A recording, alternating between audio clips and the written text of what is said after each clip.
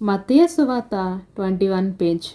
అప్పుడు జెబెదయి కుమారుల తల్లి తన కుమారులతో ఆయన యొద్దకు వచ్చి నమస్కారము చేసి ఒక మనవి చేయబోగా, నీవేమి కోరుచున్నావని ఆయనను అడిగెను.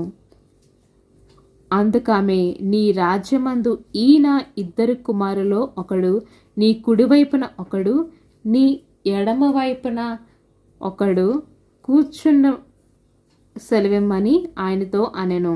అందుకు యేసు, మీరేమి అడుగుచున్నారో అది మీకు తెలియదు.